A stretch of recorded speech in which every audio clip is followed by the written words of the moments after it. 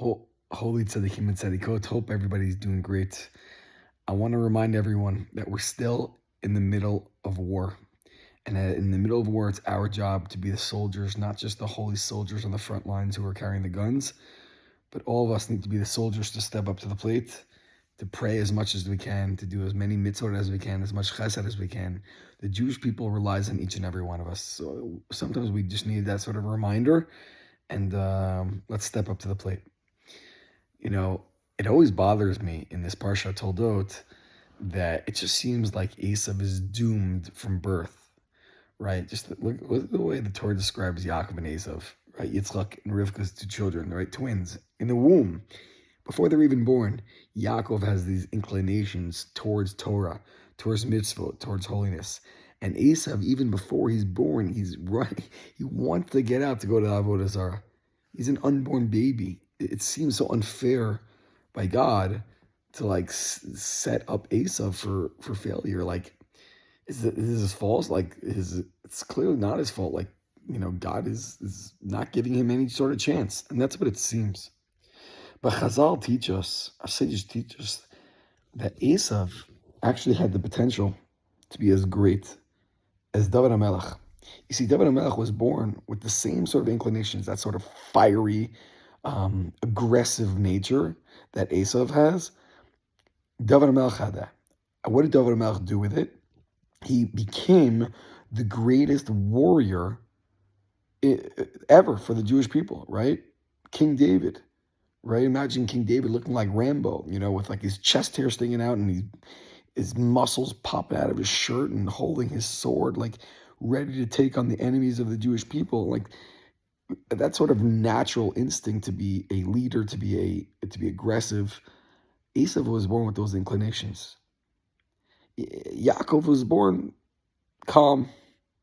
He was a man of words. He was a dignitary, right? He was Ish Tam Yoshevo Alim, a very, very pleasant, simple person who loved to sit and learn. And Yaakov was born with this aggressive nature. And the honest truth is that all of us are born with different inclinations. All of us are born in different situations, not by our choice. The hand that we are dealt by the Almighty is not up to us. And sometimes we get bogged down with that. We're like, oh, it's not fair. I was born into a family that they don't really keep Shabbat. I was born into a situation where we don't have so much money. I was born into a situation where I'm not the smartest person in the room. We don't get to decide those things.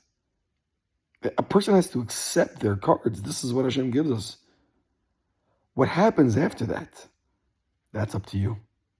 What do you do with the hand that you are dealt? You see, what we don't realize is that Esav had the potential to be just as great as Yaakov.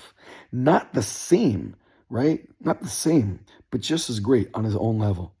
Because each and every one of us are not judged by the situation we are put in, but we are judged by what we do and reaching our own potential. And the mistake that I made in the question about did God just doom Esav from birth is, of course, false and totally not right. And the reason it's false and totally not right is because Esav could have been the greatest Esav. And as the greatest Esav, the greatest person that he could have been, even though it wouldn't have looked like Yaakov, his twin brother, in the eyes of God, that highest level of Esav would have been just as great. Each and every one of us reaching our own potential is just as great as anyone else reaching their potential, even if it doesn't look the same. In the eyes of God, you are only expected to be as great as you can possibly be. You don't have to be someone else. You don't have to have the same circumstances. You have to step up to your plate. You have to be your best, regardless of what anyone else is doing. What an incredible lesson. It means it's time to stop looking outward and say, oh, I can never be like that. I can never be great. I can never reach the levels of holiness as some of my rabbis, some of my teachers. Whoever said you needed to? And at the same time, who gave you the right to not try your best to be the best you? You see, that's the fire that should be lit under us, is that I have to work every day to be my best. And there's no excuse for that. That I do have the potential to do, that I do have the capability to do. Can I be my best? Or is laziness or self-centeredness or apathy or all sorts of things, am I going to allow those things to stop me and block me and pull me away from being my best? That is a choice that we make every single day. Will I push myself to be my best? Whether it's recognized by others as being the best is irregardless, it makes no difference. I know whether I'm pushing myself. I know whether I'm actually living up to my own potential when it comes to my greatness in life, whether that has to do with my spiritual pursuit, my relationship with Hashem, whether that has to do with the kindness I show towards others, right? My dedication towards my family, my dedication towards the Torah and the mitzvot. Only I know and only God knows whether I myself am pushing myself to the highest degree. And I have to hold myself accountable. And that's our job. And we started off by saying that we all got to step up to the plate by being the soldiers. This is how we do it. You got to be your best self. You got to be able to look in the mirror and tell yourself, I'm working hard. I'm trying to be better. I'm trying to be my best. It doesn't matter what anyone else is doing. They have their life. They're dealt their cards. They have their situation. And mine is totally different. I'm responsible for stepping up myself. So I want to give the tzaddikim and tzaddikot a bracha.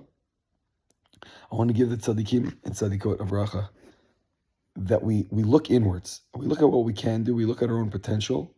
And we push ourselves to be as great as we can be, irregardless of what circumstances you were born with. And that when we go to sleep at night, we can be proud of the work that we put in and the potential that we will be reaching. Wishing all the holy tzaddikim and tzaddikot Shabbat Shalom.